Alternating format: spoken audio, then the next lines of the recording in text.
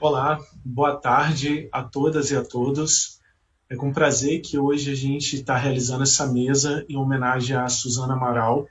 Essa é a última mesa do nosso festival, do Arquivo em Cartaz, que começou no dia 23 de novembro e vai até amanhã, nessa versão, né, online, bem dialogando com os novos tempos, né, de distanciamento social, que é tão importante para a preservação da nossa saúde, mas não podíamos deixar também de realizar esse festival que se iniciou no início dos anos 2000 como Recine e em 2015 como Arquivo em Cartaz. E como fazemos desde o início, elegemos figuras importantes do cinema brasileiro para prestar uma homenagem. E este ano estamos prestando homenagem a Suzana Amaral, que faleceu recentemente e que tem uma obra cinematográfica muito importante para a cultura brasileira e com um filme que todos conhecem, que é A Hora da Estrela, que é uma adaptação de uma obra de Clarice Lispector. Essa mesa hoje ela tem figuras importantes também para o cinema brasileiro e ela também vai ao encontro desse papel do Arquivo Nacional de estar dialogando com produtores e cineastas. Já estamos fazendo isso há algum tempo por meio dos eventos institucionais. A primeira mesa do festival contou com depositantes do Arquivo Nacional, como Luiz Carlos Barreto, com a filha do Roberto Farias, com a Marise, e hoje também temos a Nicole Algrante, que também confia ao Arquivo Nacional o papel de preservação de suas obras cinematográficas, e também temos a Mirna, como representante do Centro de Pesquisadores do Cinema Brasileiro, que também confia ao Arquivo Nacional a preservação das obras que o centro restaurou. Eu vou falar um pouquinho sobre cada participante dessa mesa hoje. Né? A gente vai começar com a Nicole. A Nicole Algrante é documentarista, fotógrafa, formada em cinema pela Universidade Estácio de Sá, produtora cinematográfica e professora de cinema. Viveu no Acre, região mais ocidental da Amazônia brasileira, nos anos 90, onde realizou inúmeros projetos audiovisuais com povos indígenas e a gravação de discos de músicas tradicionais, além de assessorar projetos culturais e ambientais indígenas até hoje. E, além disso, Nicole é sobrinha de Clarice Lispector. Então, a gente começa essa mesa ouvindo um pouco a Nicole sobre o papel dela como cineasta, né, e também da adaptação das obras de Clarice Lispector para o cinema. Cada participante terá mais ou menos de 15 a 20 minutos. Vocês fiquem à vontade para fazerem perguntas por meio do Facebook. Estaremos todos aqui atentos e muito obrigado. A palavra está com você, Nicole. Boa tarde a todos. Então, é uma honra estar aqui participando dessa live, né, organizada pelo Arquivo Nacional, e, e falar, né, que eu conheci a Suzana e eu ainda era jovem, ainda não tinha começado a estudar cinema na faculdade, e quando eu vi A Hora da Estrela, eu fiquei enlouquecida, porque é um dos filmes mais belos brasileiros feitos até hoje. E houve um momento familiar de encontro com a Suzana. E apesar da Suzana ser assim, uma baixinha, né, magrinha, baixinha, ela parecia um monstro, uma mulher imensa, uma pessoa firme, uma pessoa com uma capacidade, um talento absurdo, né, nesse processo da adaptação. O livro A Hora da Estrela, ele já por si só ele é cinematográfico, né? E ele tem, né? Você tem muitas partes com diálogos, né? Tem muitas. Não é tão um livro como, em geral, os outros livros da Clarice, tão intimistas. Né? Eu diria que das obras da Clarice Lispector, A Hora da Estrela é um dos livros mais acessíveis a pessoas de qualquer idade, na verdade. O filme é uma obra-prima, realmente. É, assim, é uma coisa incrível a adaptação E como a Clarice era uma pessoa que amava o cinema, né? Era uma pessoa que estava sempre indo ao cinema.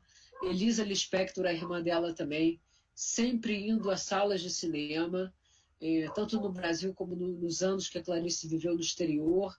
A maior diversão dela era o cinema. A Clarice chegou também a escrever um roteiro de cinema com o cineasta Luiz Carlos Lacerda, né? Que eu até vinha a filmar anos depois, que se chama O Ovo. Então, assim, era um tempo que ainda ninguém tinha feito uma grande adaptação. A Suzana Amaral foi a primeira. Eu acho que logo depois veio o José Antônio Garcia, que fez a adaptação do Corpo, mas o Corpo era um conto, né? A Hora da Estrela era um romance, né? É um romance, né? Não é um romance muito grosso, é um romance relativamente fino, que a gente pode ler ele em 3 dias facilmente. E a personagem Macabeia é uma coisa muito impressionante, porque todas nós mulheres, todas as mulheres nordestinas têm muito de Macabeia, né? E a Clarice, sem dúvida, tinha muito de Macabeia também, né? A Suzana, é assim, o elenco, parece que o filme ele tem um encaixe de pessoas, o elenco é perfeito, a equipe é maravilhosa, né? A equipe do filme. Então, assim, é, eu fiquei, é um filme que eu posso assistir a qualquer momento e me emocionar de novo. Assim, ele não tem, ele é atemporal. É um filme, eu acho que é um dos filmes brasileiros mais importantes do ponto de vista da adaptação literária, né? É, o, o cinema de autor, né, tem essa liberdade, né, você cria os roteiros, você faz os filmes, mas aqueles filmes que são que vêm provenientes das adaptações literárias, eles parecem que têm assim, eu penso que eles têm um valor duplo, porque eles além de criarem uma nova linguagem, uma coisa nova, mas eles trazem também a obra de um autor, seja ele vivo ou morto, né? A Clarice faleceu em 1977 e, como vocês falaram, o filme foi lançado em 85, então eu imagino que não houve digamos, um namoro entre a Suzana Amaral e a Clarice. Eu acho que elas não chegaram a se conhecer. Mas o filme tem muito da Clarice, né? Eu tenho a impressão que as conexões que a Suzana fez do ponto de vista espiritual com a Clarice Lispector e como ela conseguiu, né, humanizar aqueles personagens, né, do José Dumont, da Macabeia, né, dela, do escritório, né, que é representado pela Tamara Taxman, a Fernanda Montenegro, né, como a cartomante, né, e como a Clarice tinha essa relação com cartomantes também. A Hora da Estrela, não vou dizer que é uma obra biográfica da Clarice, mas tem muito dela ali. Tem muito, realmente. Então, assim, eu fiquei muito feliz quando eu soube que ia haver uma restauração do filme, né, porque a gente viveu uma época do cinema brasileiro que ainda era possível, né, se investir em restauração do cinema.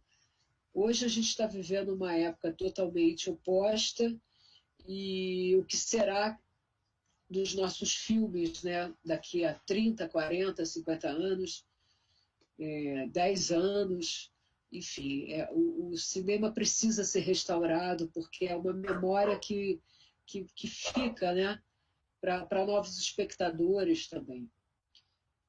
A Clarice está fazendo 100 anos de idade, né, esse ano.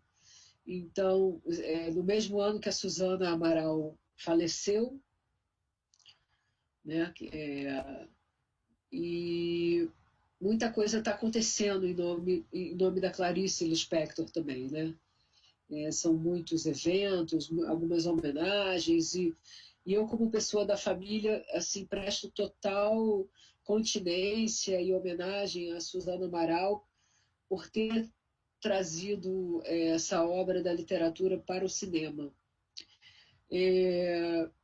Havia uma coisa de alguns anos atrás, eu revi o filme e dias depois eu estava andando ali no Catete, no Rio de Janeiro, e quando eu passo tal José Dumont, menina, eu levei um susto tão grande de ver o José Dumont na rua, porque eu estava vendo o Olímpio. Eu não consigo separar ainda os atores dos personagens, porque eles estavam tão perfeitos na atuação e entraram tanto dentro da personagem que quando eu vi o José Dumont, eu fiquei numa emoção tão grande, parecia que o filme estava acontecendo na minha frente, entendeu?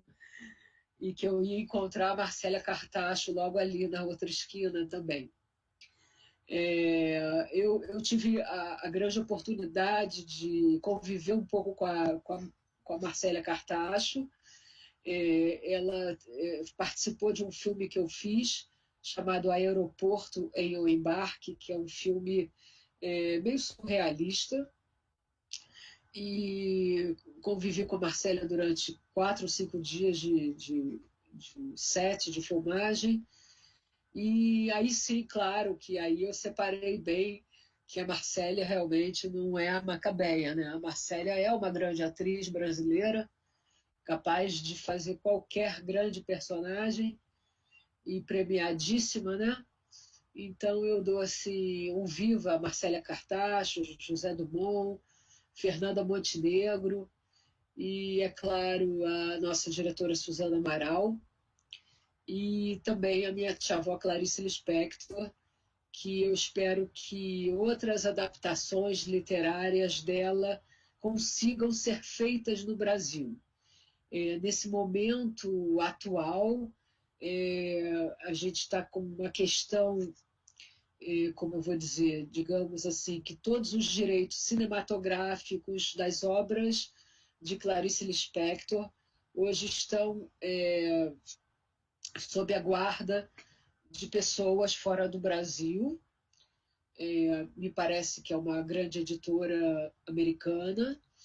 Então, o que acontece que quem fez, fez, quem não fez, não fará mais. Quem conseguiu fazer ficções sobre Clarice Lispector, das obras dela, muito bem. A Paixão Segundo o GH me parece que vai ser a última obra, foi a última obra filmada de uma obra da Clarice Lispector, porque os direitos cinematográficos das ficções, dos romances, literatura infantil, tudo, me parece que agora está na mão dos estrangeiros. Eu mesmo, como sobrinha neta, tentei, ano passado, fazer uma adaptação e não tive autorização. Imagina vocês, né? Eu, sobrinha neta da Clarice, não tive autorização. Imagino também porque o negócio havia acabado de ser feito, pode ser que hoje volte a se abrir esse processo, mas se me perguntarem, eu não sei com quem está os direitos da Clarice Lispector hoje. De qualquer maneira, nesse momento eu estou trabalhando numa adaptação, mas aí de uma questão documental. Documentário é possível fazer sem problema da obra da Clarice, e eu estou pegando todas as cartas, as correspondências mais irreverentes que ela escreveu nos 16 anos que ela viveu no exterior, para fazer um longa. Então, assim, diante de toda a dificuldade que a gente está vivendo no cinema brasileiro, eu acredito que em 2022 a gente vai ter uma abertura maior para a cultura, do ponto de vista astrológico. Então, imagino que deve contribuir com o ponto de vista político também, né? Então, eu, assim, quero realmente prestar toda a minha homenagem a Suzana Amaral por ter feito essa grande obra que é A Hora da Estrela e aqui com minha querida tia-avó, Clarice Lispector, que me inspira e inspira muita gente no Brasil e no mundo, né? E inspirou também a Suzana Amaral e todo mundo, todo o elenco e a equipe do filme. É isso aí, gente. Se tiverem alguma pergunta, depois a gente pode voltar a falar.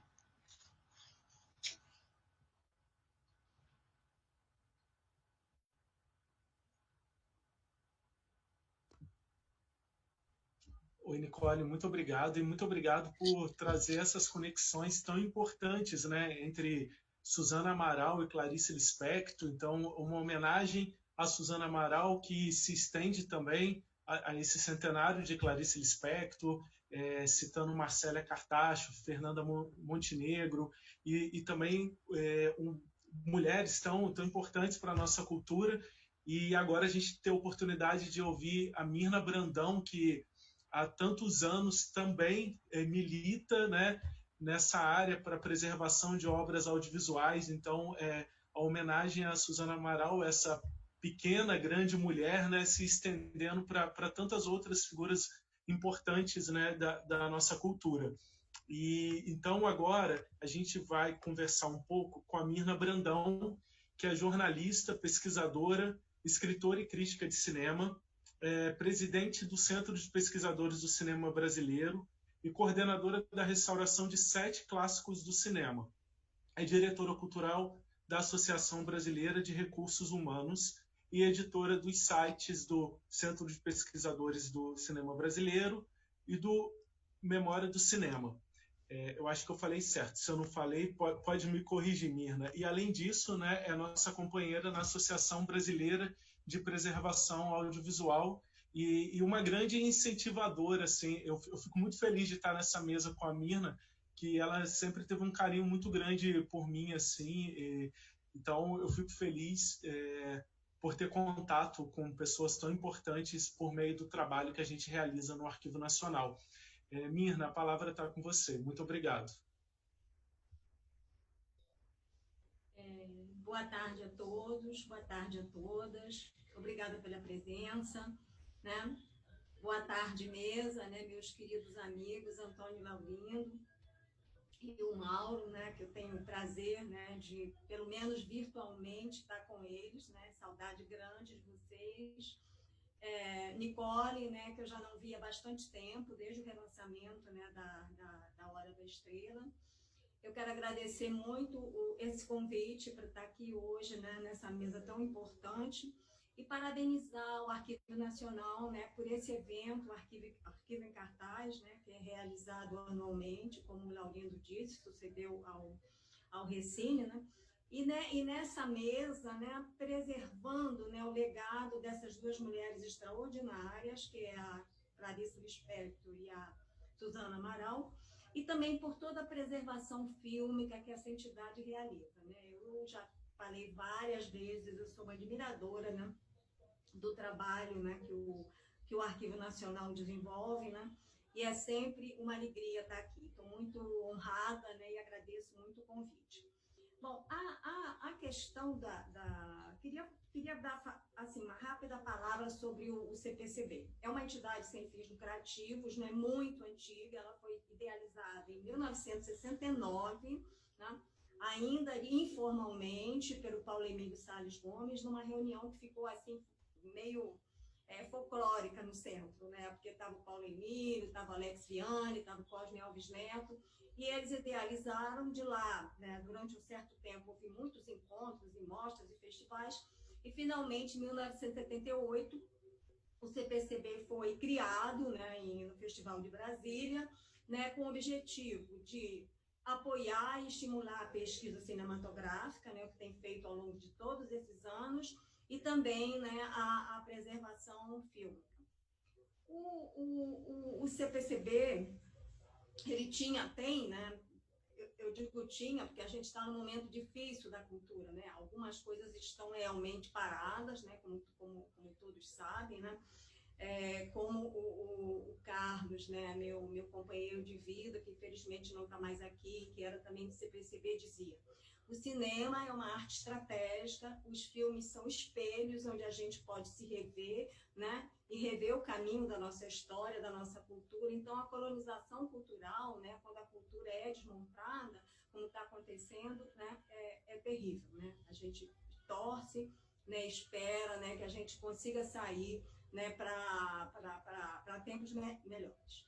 Bom, o evento é homenagem a Suzano, né, e a gente vai falar também aqui, não só da Clarice Lispector, né, mas também da Hora da Estrela, né, ela é autora do livro e a Suzana, né, autora do filme. Bom, como é que, assim, o CPCB soube, né, que o filme Hora da Estrela, essa obra importantíssima, que eu acho que é obra-prima tanto na literatura da Clarice quanto na filmografia da Suzana, né, estava precisando ser restaurado. A gente tinha restaurado O Homem que Virou Suco, que é uma produção da Raiz, né, da mesma forma que ela produziu A Hora da Estrela, né? E soubemos pela Assunção que o filme A Hora da Estrela estava se perdendo, né? Aquilo, assim, foi a gente que trabalha com cinema, além da preservação, que é crítica de cinema, foi assim um susto enorme. Mas como A Hora da Estrela está se perdendo, né? Não pode. Na verdade, nenhum filme pode ser perdido, né? Independentemente vamos dizer assim, do valor artístico que ele tenha, né? Ele é sempre um lance de memória, de história, né? De resgate. Então, A Hora da Estrela, além de tudo, né? Ela tinha inúmeros fatores, né? Para não ser perdido.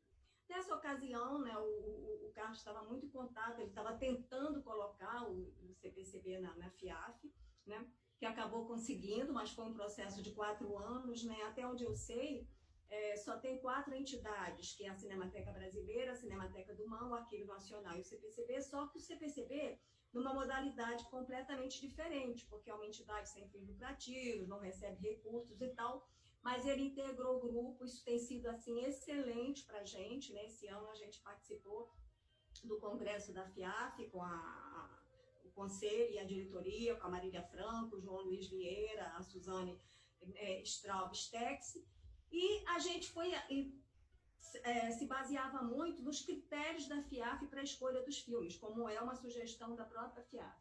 E aí, gente, A Hora da Estrela reunia todos, né? Era um filme importantíssimo na cinematografia brasileira, era a adaptação de uma obra importante, de uma escritora extremamente importante, como a Clarice, era premiadíssimo. A gente fala, né, a Marcela Cartacho ganhou o Urso lá, né? Isso aí é assim, né? Imensamente, uma notícia imensamente feliz, mas o filme ganhou muitos outros prêmios, né? Em Brasília, no ano, ele ganhou todos, não vou repetir aqui, porque ele ganhou todos, filme, direção, protagonista, coadjuvante, edição, fotografia, então é muito. Além disso, né, ele ganhou o Coral em Havana, ele ganhou o Aveiros em Portugal, ele ganhou um prêmio importantíssimo no Festival de Créteil na França. Então, né, além disso, era um sucesso de crítica, né? Eu me lembro que na minha pesquisa eu li uma crítica de um jornalista do Washington Post, e ele fala, né, elogia demais, né, a Marcela Cartacho, e ele diz o seguinte: a Macabeia, né, que é considerada a personagem mais comovente do cinema brasileiro, ela não tinha brilho no olhar, né? O olhar dela era completamente opaco, né? Por tudo aquilo, né? Quem viu o filme sabe, né? Sabe como era a situação da Macabeia. Aí ele disse: eu fiquei extremamente impressionado como a Marcela, né? Uma garota naquela ocasião, ela conseguiu transmitir tão bem isso, né? Aquele olhar, né? Sem brilho nenhum, né? Aquele olhar assim, né? Extremamente opaco. Então, bom, tendo em vista isso, então, vamos correr para tentar restaurar, né, A Hora da Estrela. Aí entramos com incentivo, né? Fazendo um parêntese aqui, gente, restauração é um processo muito difícil. Quem já restaurou o filme, né, Mauro, Thaís sabe, Laurindo, é muito complicado porque não existe ainda uma legislação específica para restauração, né? A gente, e a restauração é uma coisa muito do filme. O Francisco Moreira, que restaurou, né, era outro gênio, né, aí na área de cinema, no caso dele, ele era editor, né, e também restaurador, né? Ele dizia, a gente não pode, quando a gente falava para ele assim, Chico, a gente precisa dizer qual é o prazo da restauração para botar no projeto. Ele ficava desesperado. Mas não dá para fazer prazo, gente. Como que só quando eu começar a restaurar o filme que eu vou ver o estado que ele está. Chico, mas tem que botar, porque senão o projeto não anda. A gente sabe como é a burocracia. Aí ele dizia um prazo lá, né? Na maior parte das vezes ele conseguiu cumprir, às vezes não conseguiu, porque o filme, né? Assim, ele chegava já para restaurar num estado assim muito ruim. E na medida em que o Chico começava a restaurar, né, com a colaboração do Mauro, o Mauro foi sempre um assessor, eram muito amigos, um assessor muito presente, né, ali, é que ele via, né, o quanto ele precisava mais de tempo, né, para restaurar aquele filme. Bom, e aí a gente chega, né, além da falta de legislação, além do prazo, a questão do custo, né? O custo também era outro problema muito sério. Por quê? Porque quando era feito orçamento, né, a gente leva um tempo para conseguir um incentivo, né? As empresas só patrocinavam se o projeto fosse incentivado, e leva um tempo grande também para o patrocínio, né? O patrocínio a gente mandava para 20 empresas e recebia aquela carta linda, seu projeto é muito bonito, é maravilhoso, mas nossos recursos estão comprometidos e tal, e acabou que todos eles foram patrocinados pela Petrobras. Só que a Petrobras, né, e a gente é gratíssimo por isso, ela tinha um teto no que ela chamou depois, quando a gente entrou com o primeiro filme, O Aviso aos Navegantes, não existia ainda a rubrica, né, preservação. Mas depois ela colocou, né, uma rubrica que nem era muito preservação, era assim, memória, patrimônio, para envolver, né, todo tipo de preservação. Ela tinha um teto, né? E esse teto, né, para todos os filmes que a gente restaurou a partir daí, era R$397 mil. Olha, eu vou também abrir outro parêntese aqui para dar um exemplo. Nós, né, Carlos e eu, a gente cobriu muitos festivais fora, o Festival de Nova York por 20 anos, e a gente teve oportunidade de assistir, todo ano eles lançam um filme restaurado. A gente teve oportunidade de assistir o relançamento do Corpo que Cai, do Hitchcock, né, o Vértigo. E depois teve uma entrevista com os restauradores, né, o James Katz e o Robert Harris, e eles contaram para a gente que o orçamento do filme foi $1 milhão, o que, na época, né, eu sei que as realidades são diferentes, mas o que na época correspondia mais ou menos ao que está hoje, né? O dólar está alto, enfim.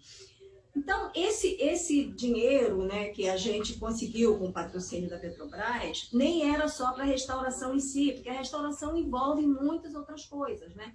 Tem um percentual legal para o consultor, né? Tem a questão do contador, né? Tem a questão das viagens, né? A gente ia, o Carlos ia várias vezes, né, a Brasília, né? Lá na SAB, no MINC. As viagens da Suzana para o Rio, ela veio várias vezes ao Rio de Janeiro para fazer avaliação. E a Suzana, ela, como a Nicole falou, ela tinha uma personalidade assim, extremamente forte, e era uma pessoa muito perfeccionista, muito. Então, isso ajudou muito, muito na restauração. Então, a gente pegou quando soube qual era o valor, né, do projeto, a gente tentou fazer umas contas com tudo mais que tinha que ser pago, né, e sobrava R$203 mil para restaurar o filme, que não restaura de jeito nenhum, gente. Então, a gente contou com as colaborações. O Carlos, eu falei, mas será que dá para a gente restaurar? Ele falou, não, a gente vai restaurar. O Chico estava aqui em casa, na reunião, e o que o projeto não pagar, eu vou assumir. Além da parte dele, né, a gente teve uma colaboração enorme do Chico. Chico, várias vezes, em vários filmes, abriu mão de qualquer coisa que ele tivesse que ganhar para o filme ser restaurado. A Labocine deu uma ajuda imensa, né, por influência do Chico e também da saudosa Silvia Rabelo, não dando dinheiro para o CPCB, mas deixando de cobrar, né, alguns serviços, né, o que ajudou também demais. E teve uma parte afetiva também, né, da minha irmã, que ela não tem nada a ver com CPCB, com preservação, com nada, ela é advogada, né, a praia dela é outra, mas afetivamente ela assumiu toda a parte relacionada com a burocracia, porque envolve muitos relatórios, né? Envolve todo um acompanhamento contábil, um acompanhamento junto ao consultor. Então, aí a gente partiu, né, para finalmente fazer a restauração. Bom, o Mauro vai falar, né, na fala dele da restauração, a parte técnica, que realmente não é uma coisa que eu entenda, mas a gente acompanhou muito de perto, né, não só através do contato, né, presente sempre com o Chico e com a Suzana, né, mas também com as avaliações, né, que eram feitas, né, a cada 1 mês e meio, 2 meses, tem que apresentar um relatório do projeto e fazer uma avaliação, né? O que deixava também o Chico nervosíssimo. Ele falava, gente, não mudou nada de 2 meses para cá, eu estou trabalhando. Restauração é uma coisa artesanal, né? Não é uma coisa que a gente faça, mas enfim, mas ele acabava concordando, né, e fazia. Ele tinha o sonho de escrever um livro sobre, que a gente ia participar junto, sobre as restaurações do CPCB, né? Que foram 7, né? O Avisos Navegantes, Menino de Engenho, O Homem que Durou o Sul, País São Saruê, A Hora da Estrela e o Rico Ria à Toa. Mas, infelizmente, né, não deu tempo, né? Chico foi antes, e o Carlos deixou esse livro escrito. Eu ainda não tive, sinceramente, condições até assim, emocionais, né? Eu estou muito tocada ainda para pegar esse material, né? Fazer uma revisão e tal, e editar, porque eu acho que vai ser muito bom, porque independentemente de contar, né, toda a história dos filmes e das restaurações, vai ser muito, muito bom também, porque conta muita coisa que aconteceu, né, durante esse período com todos esses filmes, né? Mauro está muito a par disso. Mauro foi um colaborador assim sempre muito presente, né? E é bom, né, que ele tenha sido no sentido de que ele possa falar, né, por essa parte da restauração. Até, Mauro, quando eu tiver condições de colocar esse livro, né, em termos de ser publicado, né, essa parte técnica, inclusive, que eu já dei uma olhada rápida, está lá, certamente o Chico deve ter mandado para o Carlos, eu vou até passar, né, para você fazer, né, toda a história legal, né, como isso aconteceu. Bom, aí o filme é restaurado. E aí? Aí tem os relançamentos, que é uma exigência, inclusive, da patrocinadora, né? Os DVDs para ela, né? A Petrobras distribuía, isso é muito bom, distribuía nas equipes de campo, né? Nos navios, nas plataformas, enfim, ela distribui, é muito bom, porque é formação de plateia, propaga, né, o cinema brasileiro, ainda mais com um filme tão lindo, né, e tão importante, né, como esse. Enfim, e os relançamentos, porque tinha um relançamento solene, era sempre no Festival do Rio, né, até por pedido da Petrobras, ela fica no Rio de Janeiro, ela participava. E depois dos relançamentos em quase todos os festivais, A Hora da Estrela foi lançado com a presença da Suzana, né? E quando possível com a presença da Marcela e com a presença do José Dumont, né?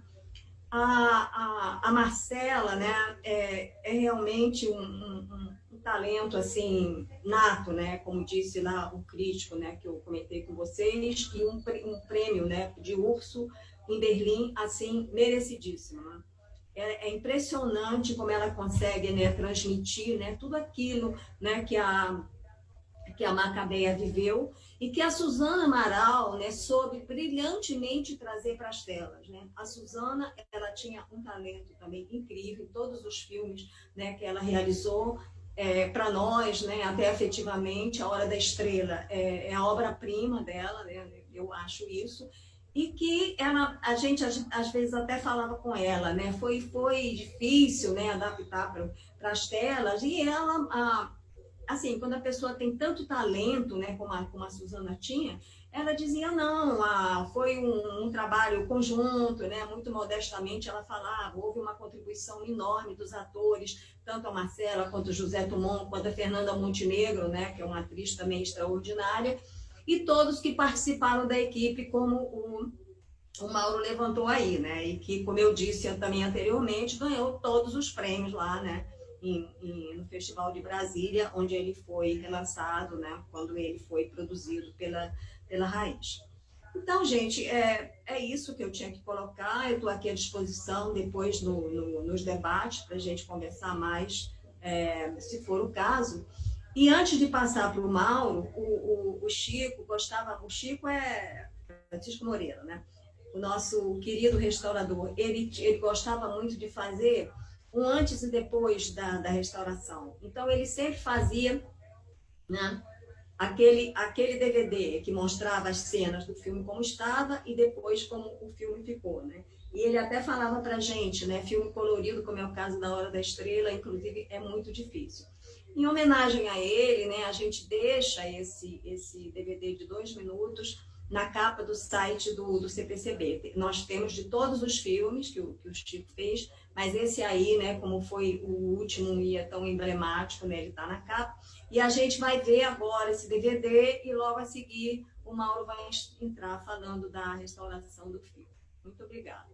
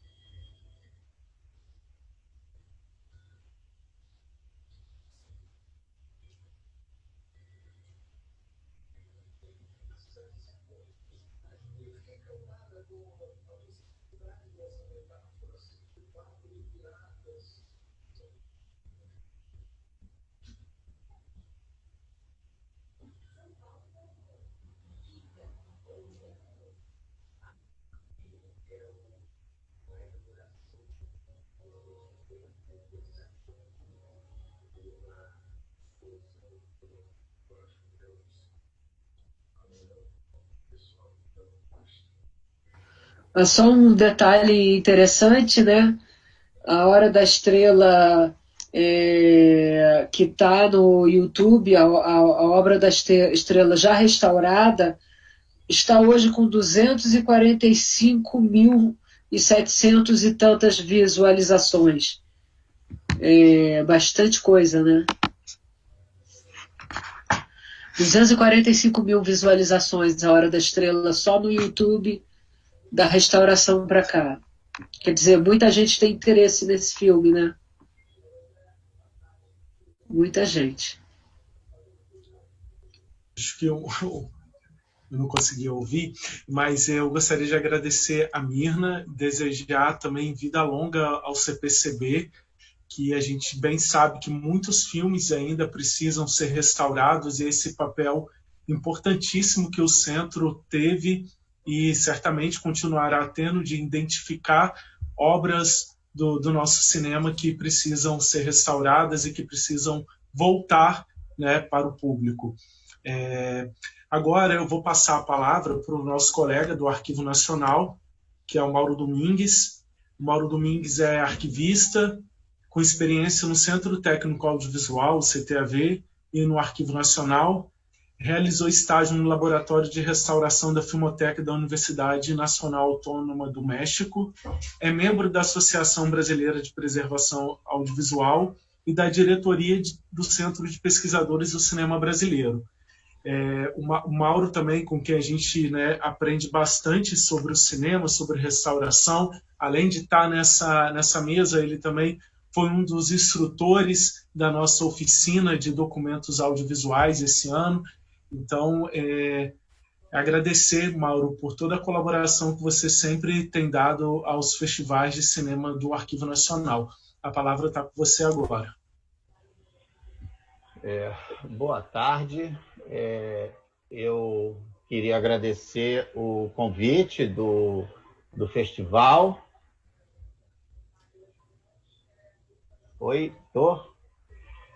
Eu queria agradecer o convite do festival, né? Agradecer o Antônio, a curadoria, toda a equipe, parabenizá-los pelo festival. Acho que mais uma edição do Arquivo em Cartaz é fundamental para nós continuarmos discutindo essa questão da preservação da imagem, de preservação de imagens, uso de imagens de arquivo, principalmente nesse momento tão difícil que a gente está vivendo, né? Espera aí, acho que deu algum problema.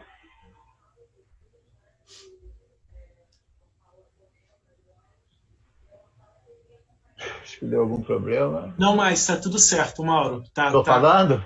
Está falando e sua imagem também. Desculpa aí, gente, é que fica meio confuso, assim. Mas é isso, então eu queria agradecer mais uma vez o convite, né? Uma grande oportunidade, vou agradecer o Antônio, a equipe toda, e um prazer enorme estar nessa mesa. Primeiro pela relação mais do que afetiva com o Centro Pesquisador de Cinema Brasileiro. Eu tenho profundo respeito pela Mirna, pelo Carlos Brandão, que felizmente não está mais conosco, pelo meu querido amigo Chico Moreira, que também infelizmente não está mais conosco, e a possibilidade de falar de um filme tão importante, baseado numa das obras-primas da literatura mundial, né? Clarice Lispector, ela tem um alcance muito maior do que só o Brasil, enfim, é uma das maiores escritoras, a obra é uma obra-prima, e o filme é uma obra-prima cinematográfica também, né? Falar da restauração desse filme, eu tenho uma relação afetiva com a restauração do filme, vamos dizer assim, eu não participei efetivamente do processo de restauração. Os filmes restaurados pelo Centro de Pesquisadores de Cinema Brasileiro desde 1999, eles foram todos coordenados pelo Chico Moreira, né? Em 99, quando o primeiro projeto do Centro é o filme Aviso aos Navegantes, do Otto Macedo, de 49. Aquele filme, o Chico me chamou porque era um filme extremamente difícil de ser restaurado, porque, na verdade, ele precisava ser reconstruído, né? Não havia um material íntegro do filme, foi necessário usar diversos pedaços de várias cópias, negativos, vários materiais, para poder reconstruir o filme e, a partir disso, poder restaurar. E, naquele momento, estava acontecendo uma coisa muito interessante na questão da restauração no Brasil. Esse assunto já começava a ser levado em consideração com um pouco mais de destaque, mas o Brasil não possuía nenhuma estrutura tecnológica capaz de restaurar filme. A única coisa que nós tínhamos é a Cinemateca Brasileira, mas no que diz respeito a empresas privadas, nós não tínhamos nada.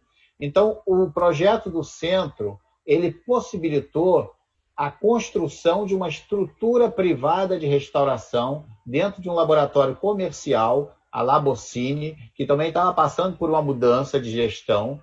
Ela tinha sido vendida recentemente para um empresário que não era da área cinematográfica, uma pessoa totalmente desconhecida da área, e que contratou algumas pessoas assim que depois, com o passar do tempo, elas se tornaram muito importantes para a questão da preservação, especialmente a Silvia Rabelo, que a Mirna já citou, né? A Silvia foi uma pessoa que não era da área cinematográfica, e ela ela comprou a ideia de montar uma equipe, um departamento de restauração, né? O Chico, naquele momento, tinha sido demitido da Cinemateca do Museu de Arte Moderna do Rio de Janeiro. O Chico vai para a Labocine e aí o projeto começa. Só que a Labocine não tinha nenhuma estrutura tecnológica para a restauração de filme, né? Os equipamentos para restaurar um filme, eles precisavam ser adaptados. E você não encontra no mercado. Ah, vai ali, compra, importa. Não, não existe isso. Os equipamentos precisavam ser adaptados, construídos para isso, né?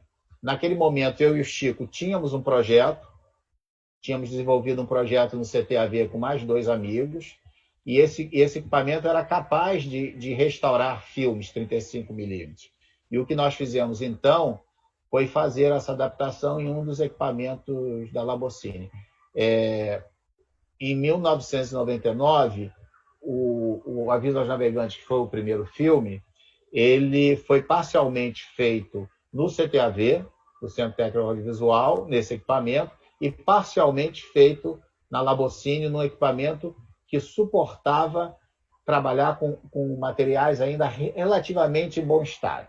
E foi a partir daí que o projeto nasceu, né? E daí vieram outros filmes, até que chegou A Hora da Estrela. Eu tinha um hábito, porque na época eu morava bem perto da Labocine, e eu tinha o hábito de regularmente ir à noite para a Labocine, porque o Chico adorava trabalhar até tarde da noite. Ele chegava muito tarde e ficava uma boa parte da noite. E eu ia para lá para conversar com o Chico, bater papo, e nessas conversas eu ia acompanhando todo o processo, nós tirávamos dúvidas juntos. Então é por isso que eu digo que a minha relação com a restauração da Hora da Estrela é uma relação afetiva, né? E eu vi esse processo acontecer lá, né? O filme ele foi feito a partir do negativo original, um material já bastante surrado, né? Material por quê? O filme cinematográfico, conforme você vai fazendo novas cópias, ele sofre uma pressão mecânica muito grande e vai agregando a ele problemas, né? O filme colorido, além disso, além de problemas físicos, ele também, com o tempo, ele vai perdendo a cor, ele vai descolorindo, né? Ele vai ficando com cores menos contrastadas. Então, o processo para a gente tentar simplificar de restauração de um filme desses é produzir uma nova matriz negativa em película e resgatar oticamente a questão da cor, né? Agora, para isso, você tem que usar filmes especiais, processos especiais, e tudo isso leva muito tempo, como a Mirna falou. E é difícil você prever que você vai levar para um filme de 1 hora, você vai levar 2, 3 meses. É difícil, cada caso é um caso. E essa era a eterna luta do Chico, como a Mirna relatou, para a questão dos relatórios e tudo isso. E muitas vezes você faz e não dá certo, tem que refazer. Então, todo esse processo é um processo que une tecnologia, une muito conhecimento científico, mas que tem uma parte que também é muito artesanal. Não tem como. Você tem que construir equipamentos, você tem que mexer em processos químicos dentro de um laboratório, muito difícil, num laboratório comercial, que trabalha dentro de padrões, você convencer os responsáveis pela área de processamento que os processos químicos têm que ser diferenciados. Então, tudo isso leva um tempo muito grande, um tempo de convencimento, né? Um tempo de teste, um tempo de acerto, de erro, até que o material consiga ser produzido, vamos dizer assim, né? Então, o processo é mais ou menos esse. Agora, o que eu queria ressaltar, além do trabalho extraordinário que o Chico fez, a parceria com a Labocine, com a Silvia Rabelo, com o Wilson Borges, que era o dono, Ronaldo Câmara, é porque sem essas pessoas esse projeto não daria certo. É o que a Mirna falou. Às vezes se fazia conta de chegada para que o custo coubesse dentro do orçamento. Não era o contrário, não tinha que arrumar mais dinheiro. Às vezes você fazia conta de chegada para que aquele dinheiro fosse suficiente para fazer. Então, em vários desses projetos, a Labocine deixou de ganhar ou ganhou menos, o Chico deixou de ganhar em vários, mas tudo em prol de recuperar o filme. Eu acho que esse é uma das coisas assim que caracteriza esse projeto do Centro Pesquisadores do Cinema Brasileiro. O projeto é muito interessante. O Centro é uma instituição sem fins lucrativos que não tem direito algum sobre a propriedade desses filmes. Então, o Centro sempre propôs aos produtores a restauração dos filmes sem nenhum, vamos dizer, sem nenhum interesse comercial, nada disso. O interesse era apenas recuperar os filmes, restaurar os filmes, porque os filmes corriam o risco de se perder, né? Então, isso eu acho que já torna o projeto um projeto ímpar. Depois, esse projeto ele vai proporcionar ao cinema brasileiro a primeira estrutura tecnológica especialmente dedicada à restauração dentro de uma empresa privada. Se nós contarmos quantos filmes foram restaurados e se utilizaram dessa estrutura depois da implantação em 99, né, o mais emblemático de todo é o acervo do Nelson Pereira dos Santos, que o Chico ainda fez dentro da Labocine. Todo nesses equipamentos que foram adaptados. Toda a obra do Nelson Pereira dos Santos ela foi duplicada com geração de novas matrizes cinematográficas em película, né, dentro dessa estrutura tecnológica.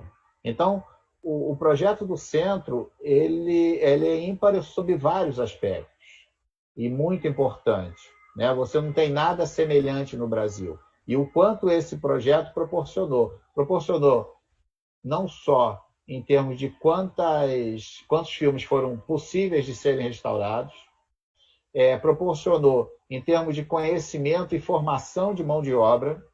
A partir dessas experiências, desses trabalhos, profissionais foram se formando, né?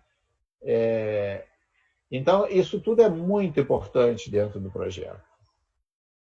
E hoje a gente vê, o filme completa 35 anos esse ano. O filme foi a finalização dele acontece em 85. Então, são 35 anos de um filme. E se nós pensarmos que 35 anos é muito pouco para um filme chegar à necessidade de restaurar, é uma coisa assim que parece um pouco estranha, mas é uma coisa muito comum ao Brasil, né? O Brasil, durante muitos anos, pouco tratou dos seus acervos. Nós tivemos um período assim de ouro, em parte dos anos 90 até a segunda década dos anos 2000, né? Quer dizer, então, até 2010, 2012, a gente tem um boom da preservação audiovisual no Brasil, com o fortalecimento da Cinemateca, com a formação de mão de obra muito grande, né? A gente volta e meia ouve uma história que é assim, o problema não é só falta de condições, não. O Brasil não tem gente que possa restaurar filme. Não, tem sim. O Brasil tem mão de obra especializada, né? Uma das coisas que eu mais me orgulho é que a minha geração contribuiu com isso de uma maneira muito grande, né? Então, todos esses trabalhos que foram feitos, inclusive do Centro, possibilitou a formação de mão de obra. E, nesse momento, o que falta é trabalho, né? Vide a crise da Cinemateca Brasileira, que colocou mais de 40 profissionais na rua, e profissionais altamente capacitados. Parece que agora a coisa está começando a se mexer, né? Então, de 2012 para cá, a gente vem vivendo crise atrás de crise e que transformaram a área de preservação audiovisual numa área hoje com pouca saída, né? As estruturas tecnológicas privadas não existem mais. O Brasil hoje não dispõe mais de nenhum laboratório que consiga trabalhar com película, ou seja, o sistema físico-químico, né? Muito menos com restauração.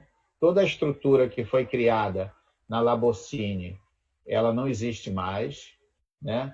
O que o Brasil tem hoje é uma estrutura que trabalha com tecnologia digital, e essa tecnologia digital não foi pensada para a restauração de filmes.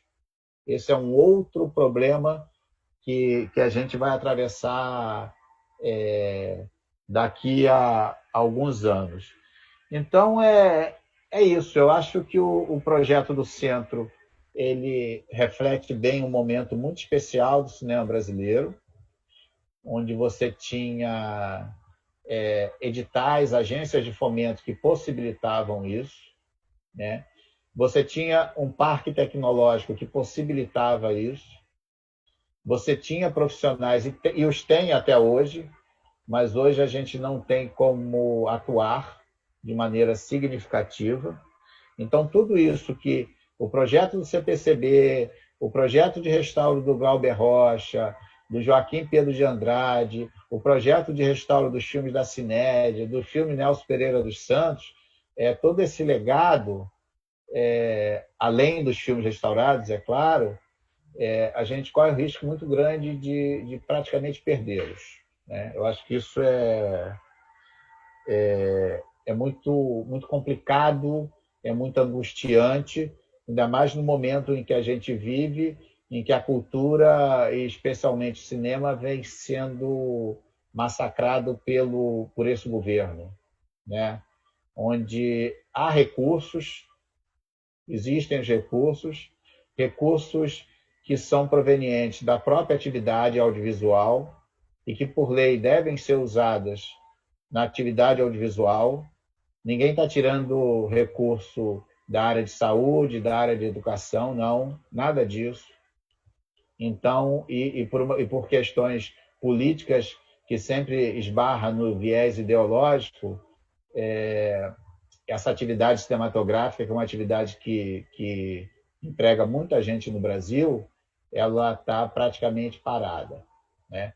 Então, é um momento muito difícil que a gente vive, que eu espero que daqui a 2 anos a gente consiga reverter isso no voto, num processo democrático, e que o Brasil possa olhar um pouco para o passado, né? Porque às vezes a gente fala, eu tenho que olhar para frente, mas às vezes é muito bom você olhar para o passado, principalmente com experiências que deram muito certo, né? A experiência do Centro é muito gratificante, né? E é só você ver os filmes que foram restaurados, O Aviso aos Navegantes, né? A Mirna citou O Homem que Virou Suco, A Hora da Estrela. São filmes importantíssimos para a cinematografia brasileira. País de São Saruê, documentário do Vladimir Carvalho, né? Menino de Engenho, Tudo Azul. São filmes importantíssimos. E quantos outros poderiam ter continuado nesse processo, né? Mas é isso. Eu espero que a gente consiga reverter esse quadro para que novos projetos possam ser realizados. Mais uma vez, obrigado pelo privilégio de participar de uma mesa no festival que eu gosto tanto, que eu tenho um carinho especial, né? Com a Mirna, que é uma querida amiga, Nicole, que a gente já se conhece também há muitos anos, e com o Antônio Laurindo também. Muito obrigado.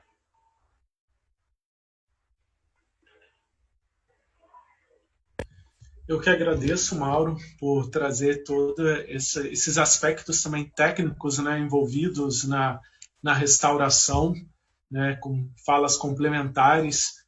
Então, uma mesa muito rica, né? Então, é um privilégio para todos nós, assim. Eu vou ler já algumas perguntas que chegaram pelo nosso Facebook. Então, o público pode continuar fazendo perguntas, que temos bastante tempo. A maior parte dos comentários é parabenizando pela mesa, né? Agradecendo pela exposição. A Esther Kimura, que é uma colega nossa também da BPA, dizendo para a Mirna que foi uma oportunidade incrível ver esse processo de restauração que foi feito pelo Chico. Então, ela agradece por ter compartilhado essa história com a gente. E o Eduardo Toledo, que também é um nosso amigo lá do CTAV, ele disse que a Suzana fez até um festival de cinema na cidade dele, em Guararema. E fala para o Mauro que parece que o cenário que se mostra mais possível para nós aqui no Brasil é a restauração digital, com saída para a matriz digital. Aí ele fala, você saberia dizer quem hoje no país está habilitado para esse trabalho? Posso responder, Antônio? Sim. Tá. Eduardo, um colega de atividade, uma excelente pessoa, um grande profissional também, um dos rapazes que está se formando aí, está em processo de formação, mas já realiza um excelente trabalho digital. Eduardo, o que sobrou para a gente foi o processo digital no Brasil. Mas o processo digital, ele hoje é fundamental para um processo de restauro, não há dúvida disso. Só que, infelizmente, no Brasil, a gente ainda não tem uma estrutura digital capaz de, por exemplo, digitalizar um filme encolhido. Porque o filme, quando começa a se deteriorar, ele vai encolhendo. Então, o 35mm deixa de ser 35, o 16 deixa de ser 16, e daí a necessidade de adaptação. Então, hoje, a Cinemateca Brasileira tem um equipamento capaz de fazer isso, né? Os equipamentos que estão disponíveis no mercado, ele tem uma limitação do encolhimento, então isso é muito perigoso, porque se você coloca um material encolhido em um equipamento padrão, por mais cuidado que o operador tenha, pode ser que ele arrebente o material, tá? Arrebente o filme. Uma outra coisa, são necessárias algumas técnicas que os scanners privados das empresas privadas no Brasil não têm, como um sistema que a gente chama de janela molhada ou wet gate, onde o filme ele é digitalizado, submerso em um solvente químico, tá? Isso faz com que você consiga resolver diversos problemas físicos do material, como riscos, né? Todos os filmes do Centro, todos os projetos de restauração do Centro Pesquisadores Brasileiro, eles foram feitos com essa técnica. Então, os nossos scanners não têm isso, né? E a outra questão quais são os formatos de arquivo que nós vamos guardar. Porque eu acho que foi a Nicole que falou, o filme está na internet, né? Está no YouTube. Possivelmente você vai ver A Hora da Estrela no YouTube, mas ele, na verdade, é um representante da obra. E com o cinema, um dos conceitos mais importantes é que você tem que buscar com a restauração, seja ela físico-química ou digital, se aproximar chegar mais próximo do original. Então, isso é muito importante, manter esse conceito. E a outra questão que eu acho que é um grande problema no Brasil é que um projeto de restauração ele precisa de curadoria, né? Porque foi o que a Mirna falou. A Suzana Amaral, ela ia assistir os filmes, o material que ia sendo restaurado, pelo menos uma vez por mês. E eu tenho certeza que ela devia ser extremamente dura, né? A perfeição. Você tem o Edgar Moura, que é um excelente fotógrafo. Então, tudo isso é muito importante. E isso se chama curadoria, né? Então, eu acho que hoje a saída é o digital, mas o Brasil não possui a estrutura tecnológica de digital com os requisitos necessários para uma restauração e a confecção de uma matriz digital. Mas eu acho que é o caminho. Espero ter respondido, Antônio.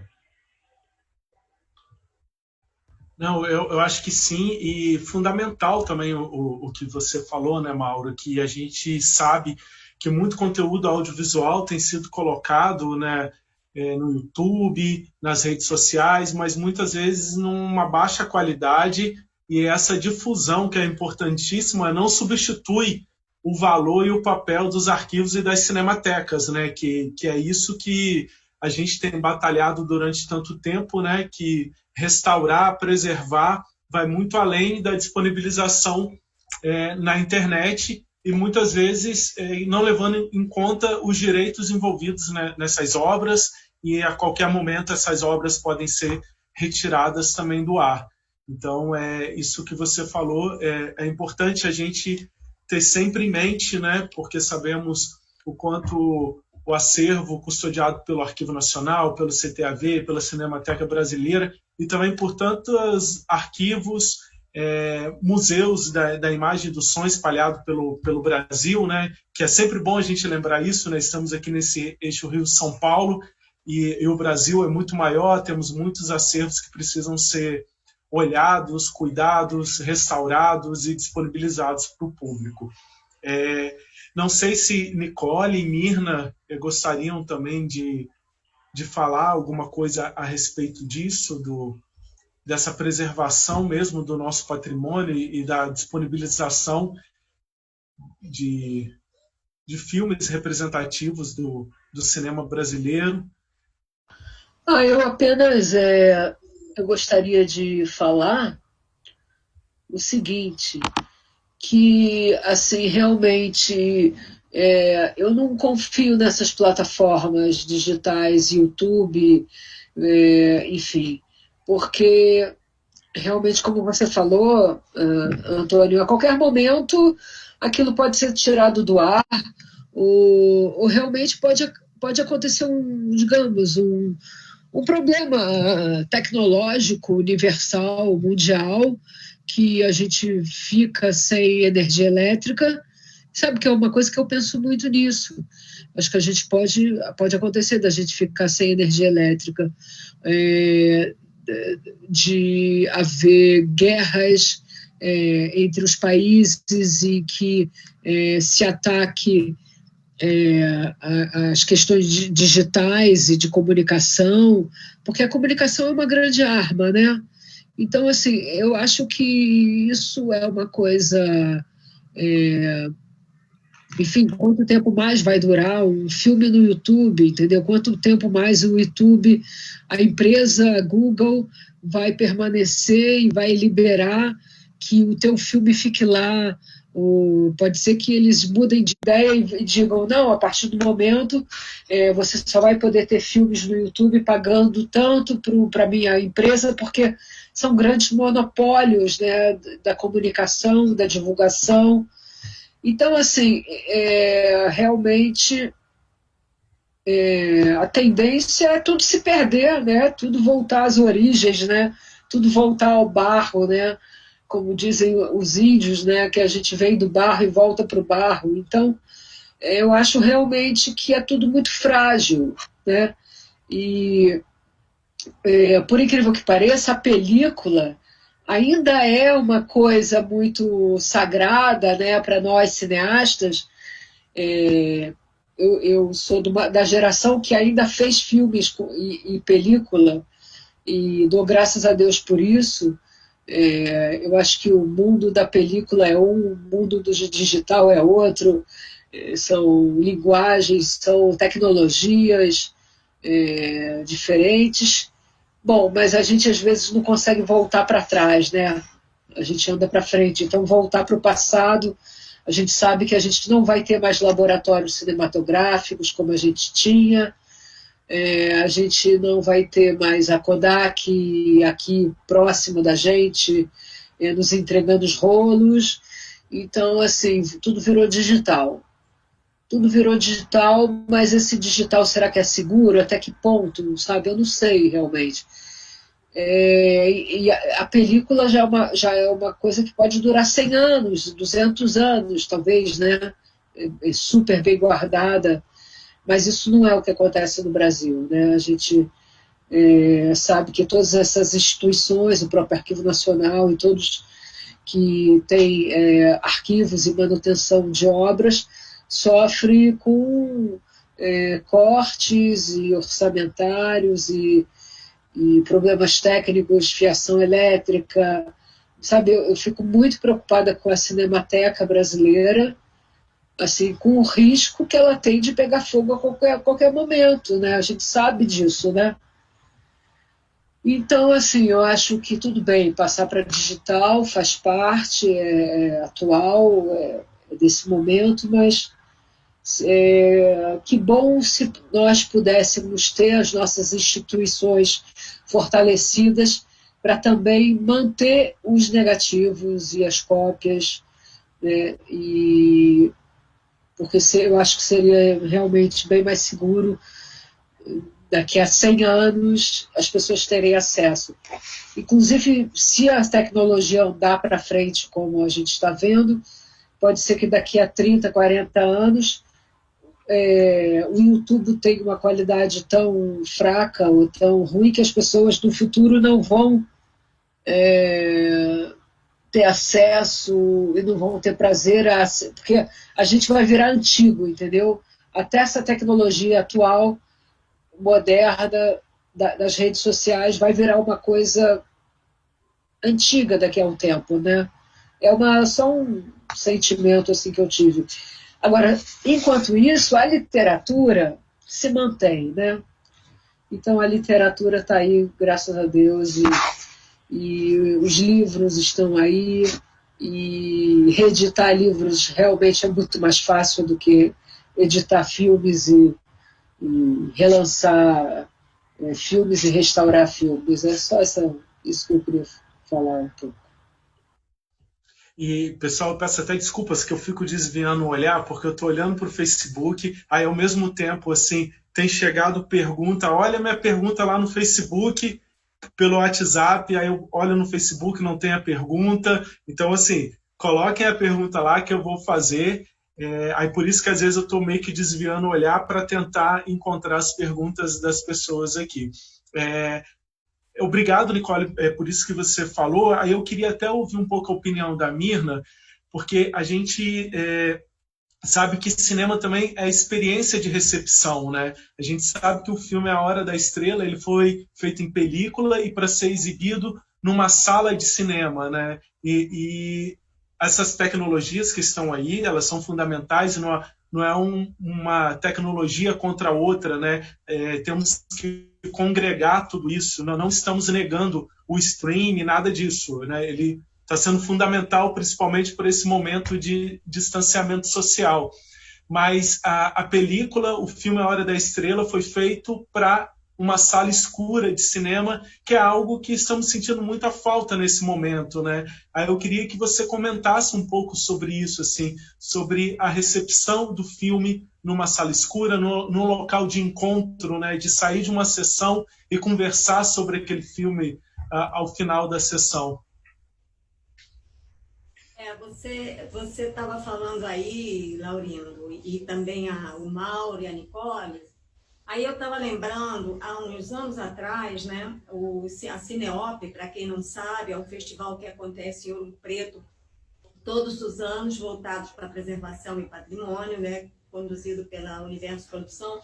Ela fez uma data redonda e ela pediu que a gente apresentasse, né, o trabalho do centro e também essa questão, né, da tendência, né, para onde vamos.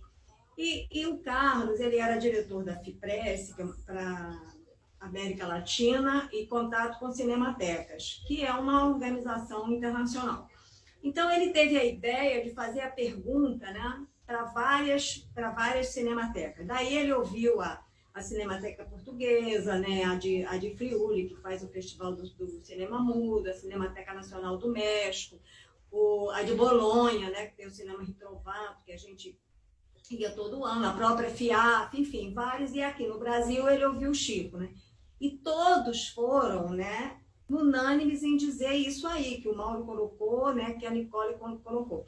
A preocupação, né, que a gente tem, porque a gente ainda tem o filme, é claro, a tecnologia não para e a gente tem que acompanhar, mas a gente tem que ver também o que a gente tem que preservar, né? É encantador a gente assistir, né, A Hora da Estrela numa sala de cinema, né, em 35 milímetros. Eu falei para vocês do filme do Hitchcock, foi em 70 milímetros, né, porque eles fizeram. É realmente maravilhoso, mas em última análise, a gente precisa ter certeza, né, que esse filme ele vai ser preservado, né?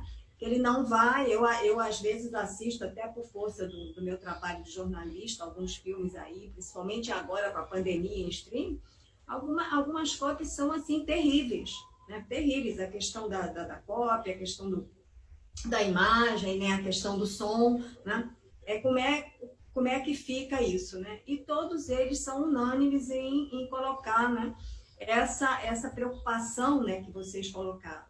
Porque ainda tem muito filme aí, certamente, ou pelo menos a gente espera que tenha, né? Assim, e o Chico, que foi aqui no Brasil, né, o Carlos teve a ideia de ouvir o Chico, ele ficava muito preocupado com isso, né? Muito preocupado. Ele dizia, não sou contra o aperfeiçoamento digital, tanto que, né, alguns filmes que foram restaurados por ele fazia a restauração ótica e até o limite, né, que ela permitia, e muitas vezes houve aperfeiçoamento digital, né? Foi até muito interessante no caso do País Sansaruê, porque ele chegou no extremo, mas o filme ainda estava com muitos riscos e tal, né? E a gente está preocupado, porque a patrocinadora assiste, e o Vladimir também achava que deveria ser feita o aperfeiçoamento digital, mas eu me lembro que o Walter Carvalho, que fez ele aparece no filme, bem novinho, fez a marcação de luz, ele falou assim, gente, eu não sou a favor, não. Eu acho que filme restaurado é filme restaurado, tem que parecer filme restaurado, né? Não é um outro filme, tem uma questão aí ligada, né, com a ética, né, da restauração. Então, eu realmente não sei, eu não sou uma expert, né, nesse assunto, né? A gente, como eu falei aqui, a gente coordena, né, os projetos. Agora, é uma preocupação grande, né? E uma preocupação grande também que com o processo de restauração, se o de produção também teve baques, né, com esse momento que a gente está vivendo na cultura, o de restauração mais ainda, né? A gente teve uma época aí que como o Mauro colocou, né, começou lá na Labocine, mas as famílias, né, se voltaram para restaurar o filme dos seus, né, dos seus diretores, né, Alice Gonzaga, com a obra do Ademar, Alice Andrade, com a obra do Joaquim Pedro, né, Marise, com a obra do Roberto Farias, enfim, do Glauber, enfim, todos esses que a gente sabe, Patrícia Civelli, com a obra do Mário Civelli. Então, a gente sabe que essas coisas todas, neste momento, né, elas estão paradas, né? E os filmes não esperam, né? Eles se perdem, né? A gente não gosta de falar lá no CPCB o filme está perdido, a gente prefere dizer o filme ainda não foi encontrado, porque de repente se tem uma surpresa aí, né? Com filmes que são considerados perdidos, como O Barro Humano, Acabaram-se os Otários, né? E os exemplos estão aí, né? O Ricardo III, que é o mais antigo filme preservado do cinema americano, de 1912, ele foi encontrado há uns 10 anos atrás, ele era considerado perdido, aí apareceu uma cópia, a gente fez, né, o CPCB fez até uma sessão, né, no Festival do Rio, o Napoleão também, do Abel Câncer, né, 60 anos depois foi encontrada uma cópia na Córcega, e o José Mujica Marins, que a gente entrevistou no Santos, há uns 8 anos atrás, quando o Santos fez uma homenagem enorme para ele, né? Ele, por sinal, ele era o Coffee Joe, né? Chamado do Coffee Joe, ele tinha mais sucesso até nos Estados Unidos do que aqui. Ele estava felicíssimo porque O Reino Sangrento, que é um filme que ele fez quando tinha 13 anos, ele tinha encontrado, ele também achava perdido. Então, a gente precisa ter, eu não sei de que forma, né? Uma estrutura que esses filmes, né, não só esses que estão aí se perdendo, que a gente sabe, caso do Carnaval no Fogo, né, vocês sabem disso, né? O Mauro tem ajudado demais nisso, mas até agora o Carnaval no Fogo é um filme que está muito, muito, muito comprometido, né? A gente não conseguiu, quando fez o trabalho de prospecção dele em 1999, não foi possível, porque faltou 10%, né? Mas o trabalho continuou e ele foi substituído pela Visões Navegantes e, posteriormente, o Carlos comprou uma cópia de um colecionador. E essa cópia, ela ficou com o Chico, né? E com o falecimento do Chico, a gente realmente, né, Mauro tá ajudando aí, eu sempre que apareço numa palestra, eu pergunto quem tiver alguma pista, alguma coisa, porque essa cópia realmente está sumida. E o Chico tinha dito no e-mail para a gente, né, que a cópia estava muito boa, é uma cópia em 16mm, que teria condições, né, de dali a gente tentar recuperar um filme que é importantíssimo. Eu acho que a fase emblemática da chanchada, né, são os mais importantes, a Visões Navegantes, né, e o Carnaval no Fogo. Então, essa preocupação de vocês, né, é super válida, né? Agora, que vai acontecer, não sabemos, a gente só espera, né, que a cultura, né, volte a ter, né, um peso importante, como ela tem, né? A cultura humaniza, ela integra, ela desenvolve, né? E no momento está muito difícil tudo, né? A gente sabe disso. É isso aí. Obrigado, Mirna.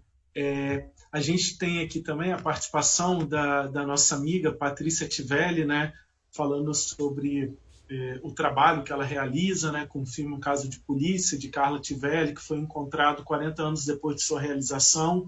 Ela também parabeniza o Centro de Pesquisadores do Cinema Brasileiro, a Mirna, o Carlos, o Mauro Domingues, e chama atenção para um levantamento que o Carlos Alberto de Souza, que foi diretor da Cinemateca Brasileira e presidente da Associação Brasileira de Preservação Audiovisual, que ele diz que 60% da filmografia nacional já virou pó.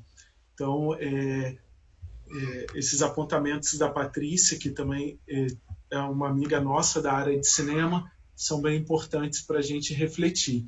A Fátima Taranto pergunta para a Nicole qual é a relação que ela tem com a preservação dos seus filmes, dos filmes que ela já dirigiu, produziu. Como que você tem lidado com a preservação das suas obras, Nicole?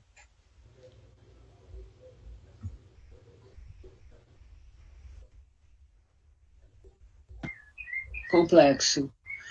É uma coisa, às vezes, que assusta, porque a gente não tem esse controle. A gente, né, não sabe o que vai acontecer com a fita beta. Eu sei que os filmes que eu fiz em película estão no Arquivo Nacional, ótimo, muito bem. Mas, por exemplo, eu moro um pouco distante do arquivo, então eu não posso o tempo todo estar indo buscar betas, fazendo cópias. Acabaram de me pedir 2 cópias de um filme, de 2 filmes meus, 2 filmes, um feito em película, outro em vídeo, aos filmes de 12 anos atrás, e eu tremi, porque eu falei, nossa, eu vou perder a oportunidade de uma venda, porque eu não tenho mais uma beta com qualidade desses filmes, então eu fiquei bem preocupada. Por sorte, a televisão que fez o negócio comigo tem cópia dos meus filmes e falou, não se preocupa, a gente tem aqui. Então, é uma coisa absurdamente preocupante. Tudo que eu filmo, eu boto no meu canal no YouTube, que é o Tabocas Filmes, pequenos clipes musicais, filmes e coisas eu boto lá. As minhas fitas mini DV a fita mini DV, ela tem uma qualidade bonita na câmera que eu tinha, que era uma Panasonic 24 quadros. Essas fitas têm 10 anos, 12 anos, já nenhuma delas funciona mais. Então, assim, bola para frente, entendeu? Infelizmente, se perder, perdeu, né? Assim, eu sei que o que está no Arquivo Nacional está bem lá, mas outras coisas em vídeo que eu tenho feito, realmente não tenho muito controle. Os DVDs que eu tenho, que eu fiz cópias e DVDs de 10 anos atrás já não rodam mais, né? E outra coisa também que me preocupa é que, segundo as leis da Ancine, né, todos os longas-metragens, filmes que são feitos, você tem que depositar um HD externo na Cinemateca Brasileira. E quem nos garante que esses HDs externos vão sobreviver 4, 5, 6, 12 anos? Até porque a gente sabe que o HD externo ele tem que ficar de vez em quando ligando e mexendo nos arquivos, né? Então, assim, o que a gente perder, a gente vai perder, né, gente? Tudo tem um começo, um meio e um fim. Eu diria isso. Não dá para a gente ficar sofrendo por imagens que a gente vai perder ou vai perder. Então, o máximo que a gente pode fazer é fazer HD externo, cópia, deixar um HD num canto, mandar um HD para uma cinemateca. Parece que o Arquivo Nacional não tem espaço para HDs externos, né? Eu acho que vocês não têm esse... não espaço, mas, enfim, não costumam aceitar HDs externos. E eu acho que os HDs externos não valem nada, entendeu? Também... Então, não sei o que vai acontecer, entendeu? Acho que está entregue aí, está entregue ao barro. Veio do barro, vai voltar para o barro. Só isso. Obrigado, Nicole. Então, até para te responder sobre um pouco de não aceitar HD externo, a instituição ela está buscando um diálogo, né, com os cineastas, produtores, com os depositantes em comodato, para a melhor forma de preservação de suas obras e também de difusão. Então, esse diálogo já foi iniciado, então, certamente, assim, você como depositante, a Mirna como representante do CPCB, também será convocada para esse diálogo com o Arquivo Nacional, que pensa, sim, em viabilizar a preservação das obras audiovisuais. Né? Esse papel, se o Mauro, se ele quiser complementar, o Arquivo Nacional ele tem uma infraestrutura tecnológica de um repositório digital confiável, que é muito diferente do que às vezes é propagado de repositório, né? Às vezes colocou na internet é chamado de repositório, mas não, o repositório digital confiável não é só uma solução tecnológica, né?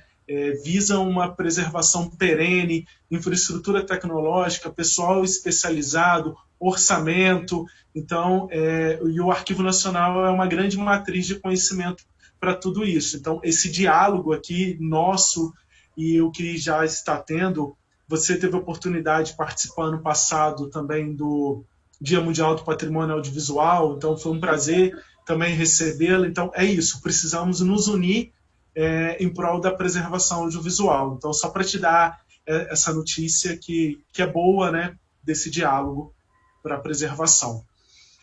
Mauro, você quer me complementar em relação a esse assunto da preservação digital? Quero. Eu queria fazer um comentário. É só a Vivian me liberar o vídeo agora. Essa mulher é poderosa, rapaz.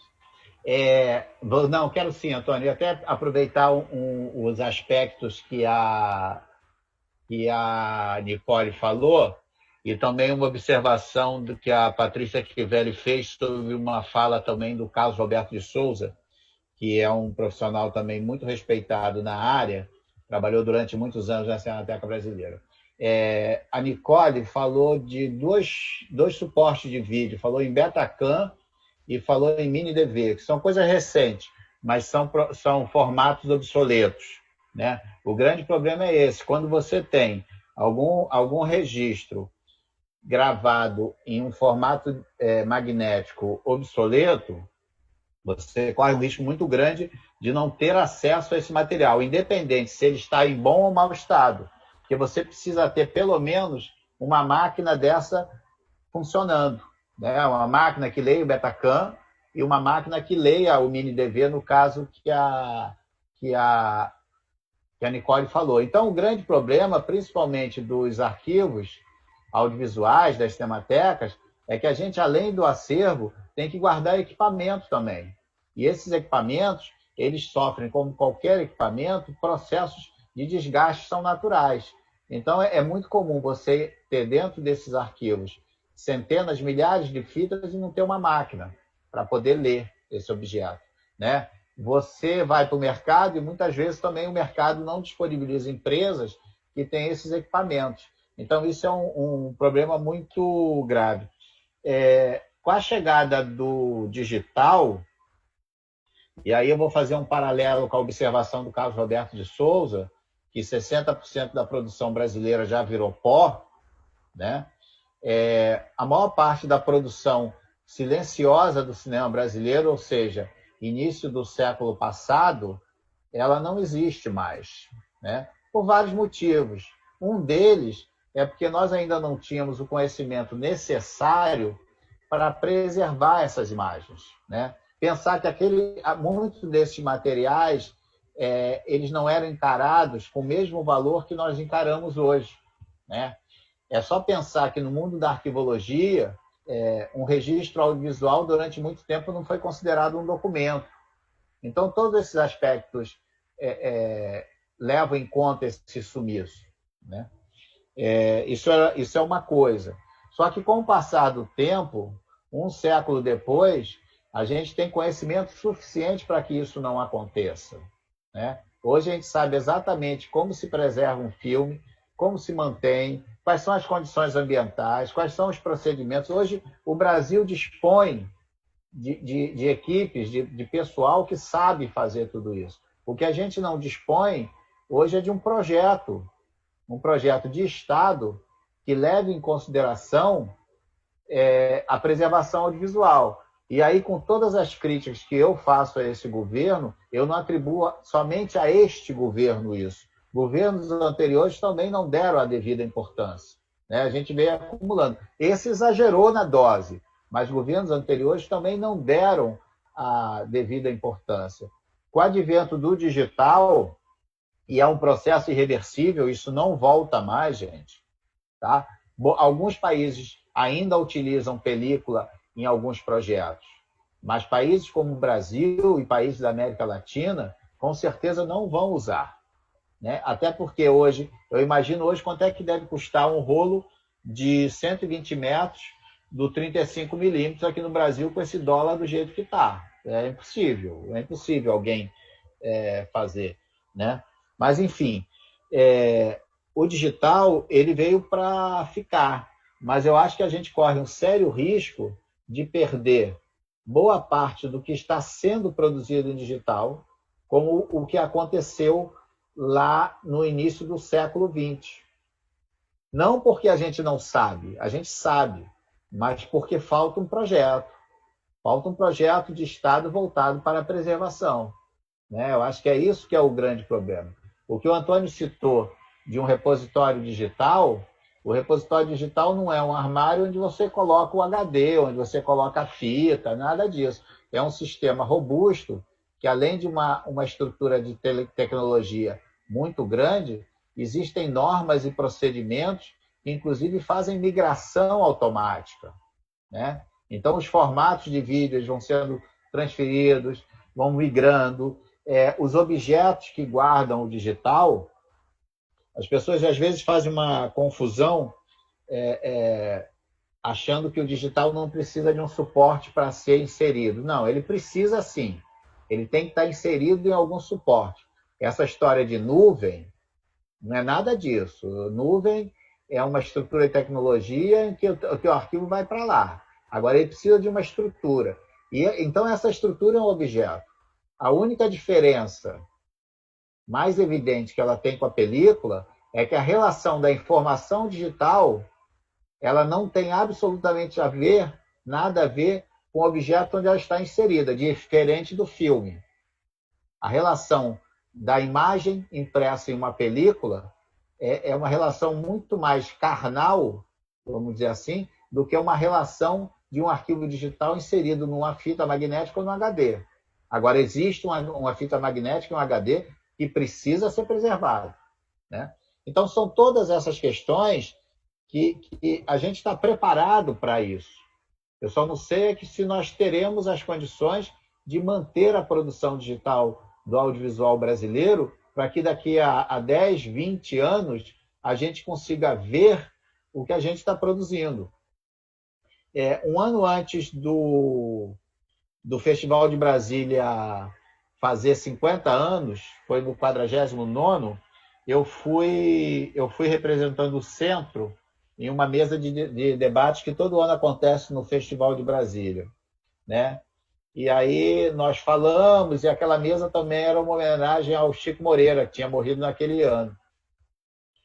E aí o Vladimir Carvalho fez um questionamento sobre a questão da preservação do digital, e eu falei para ele que quando o Festival de Brasília fizesse 50 anos, talvez fosse mais fácil exibir um filme da primeira edição do festival do que exibir um filme daquela edição que nós estávamos ali em 2016. Né? E eu continuo afirmando isso. Eu acho que daqui a 10 anos talvez seja mais fácil exibir A Hora da Estrela do que um filme feito em 2020, né, com tecnologia digital. Enfim, é isso. Muito obrigado, Mauro. Como assim uma homenagem também em torno de um filme suscita tanta discussão, né, em relação à preservação do audiovisual. Tem uma pergunta que a pessoa não conseguiu fazer pelo Facebook, me mandou aqui, e é algo muito importante mesmo, que ela disse que é uma provocação, mas eu acho que é muito mais uma convocação e também para que tenha essa conscientização, né? Ela diz o seguinte: os cineastas só vão atrás do que realizaram quando vai digitalizar ou impressar uma cópia. Ninguém procura saber como estão seus filmes, como estão seus materiais. Só cabendo a gente esse papel, que não damos conta de fazer. Então, assim, é um desabafo mesmo, né? Porque a gente sabe que nos arquivos, nas cinematecas, é um trabalho muito pesado, né? Eu costumo até falar que trabalhar com película é sujo, é pesado, cheira mal, né? E temos poucos especialistas nisso. Então, é mais uma conscientização para que os produtores, os cineastas, que têm uma visibilidade muito grande, possam sempre se preocupar com a preservação de seus filmes, sendo parceiros, né, dessas instituições. Então, acho que é muito mais nesse sentido, né? O Mauro já deve até saber quem fez essa pergunta, né, Mauro? Mas ela tem toda a razão. A gente já está chegando para o final. Gostaria de... Vamos utilizar a mesma ordem, a Nicole pode dar suas palavras finais, depois a Mirna, depois o Mauro Domingues.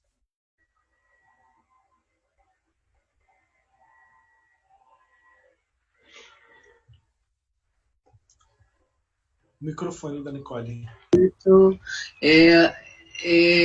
me veio um pensamento maluco aqui. Claro que isso não acontece do dia para a noite, mas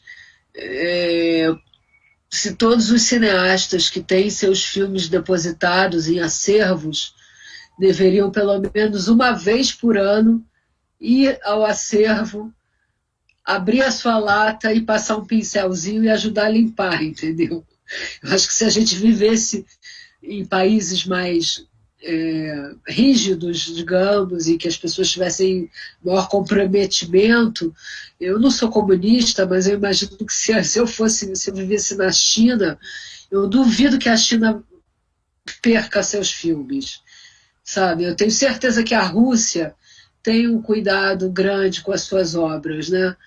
E isso é uma ideia louca que me deu, né? Eu, assim, sairia da minha casa com o maior prazer para ir lá ver onde estão aquelas latas originais dos meus filmes e ajudar a passar em alguma máquina que fosse para o filme respirar, qualquer coisa. Deveria ser obrigatório isso, deveria ser obrigatório, porque senão ninguém vai, né? Ajudar vocês lá, porque realmente é um trabalho, vocês são servidores públicos, né? Mas eu acho que o filme é nosso e é uma obrigação nossa contribuir para a preservação, né? E também acho que as escolas de cinema deveriam investir nesse tema e ter matérias.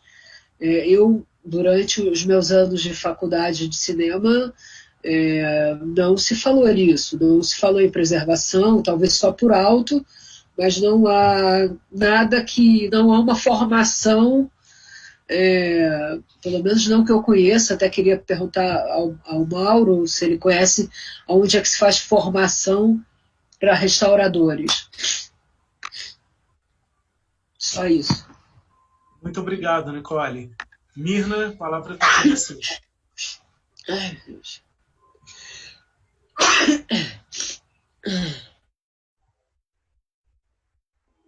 Estão me ouvindo agora? Está me ouvindo, Mauro? Sim. Sim. Tá. Então, eu só tenho a agradecer, né, mais uma vez, né, o convite para a gente estar, para o CPCB estar nessa mesa. Agradecer a realização dessa mesa, né, que é super importante, como eu falei no início. para a preservação fílmica e para o legado, né, da Clarice e da Suzana. E parabenizar também todo esse trabalho que o arquivo vem fazendo, né, em prol da preservação, e esse evento Arquivo em Cartaz, né, que é muito importante e traz, né, a gente, como você falou aí, Laurindo, como que o filme, né, suscita tanta discussão. A gente ficaria aqui muito mais tempo, né, discutindo isso, né, e trocando ideias, e é muito bom quando acontece, né? Porque pelo menos a gente conjumina, né, tudo isso que a gente está pensando, inclusive a nossa angústia, né, com a perda dos nossos filmes. Então, muito obrigada a todos, foi um prazer e uma honra grande estar aqui.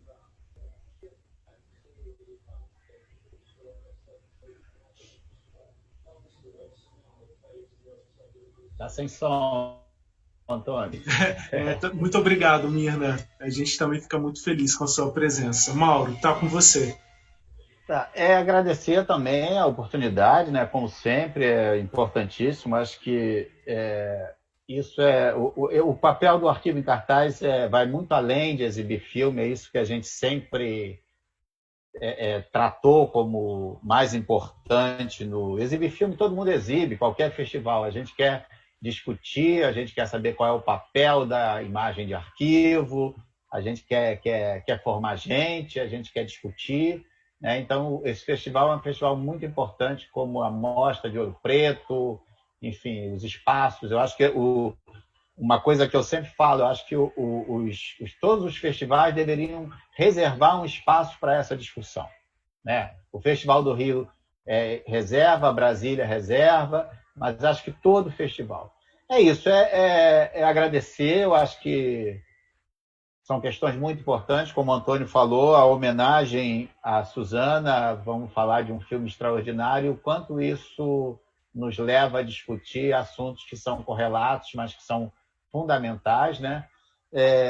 Eu queria aqui o DVD da Hora da Estrela, né? Viva Clarice, viva Suzana, viva Silvia Rabelo, viva Carlos Brandão e viva meu querido Chico Moreira. Um grande abraço. Muito obrigado, Mauro, e obrigado assim, por trazer todos esses nomes fundamentais, né, para a área do audiovisual, que é isso, né, a memória também dessas pessoas, né, que também não é feito só dos registros, mas de todas essas pessoas que contribuíram para a realização dos filmes, para a preservação dos filmes. E como forma de homenagear ainda a Suzana, que vocês possam assistir o filme A Hora da Estrela, que está disponível, ficará disponível até amanhã pelo site festivalarquivoemcartaz.com.br. Então assistam o filme, que é a melhor forma de homenagear, né? Assistindo uma obra belíssima que ela deixou para todos nós e que foi restaurada pelo Centro de Pesquisadores a partir de uma obra literária da tia-avó da Nicole. Então, é isso. Assim, essa mesa pôde trazer todas essas conexões. Assistam também os filmes da Mostra Competitiva, que foram realizados com 30% de documentos de arquivo, então que é também uma forma de preservar, né, a reutilização das imagens, um novo olhar sobre esses documentos para novas obras cinematográficas. Então assistam também por meio do site, votem nos preferidos, e amanhã às 14 horas será o nosso encerramento, quando também vamos divulgar os vencedores da Mostra Competitiva, que receberão o Troféu Batoque que também será enviado para algum membro da família da Suzana Amaral. Batoque, para quem não sabe, é um núcleo onde a película é enrolada. Uma película, para ser bem preservada, ela precisa estar enrolada num batoque, então tem esse simbolismo, né, da preservação, dando sustentação àquele rolo. Então temos esse Troféu Batoque, que o Centro de Pesquisadores já recebeu também, né, que já foi homenageado. E é isso. Muito obrigado mais uma vez, Nicole, Mirna e Mauro, e a gente se encontra em novas oportunidades, e espero que presencialmente, para tomarmos um café e conversarmos mais sobre cinema. Muito obrigado a todos vocês. Obrigada, um grande abraço a todos. Obrigada, um abraço. Abraço, beijo, Mirna, beijo, Nicole. Obrigado, Antônio.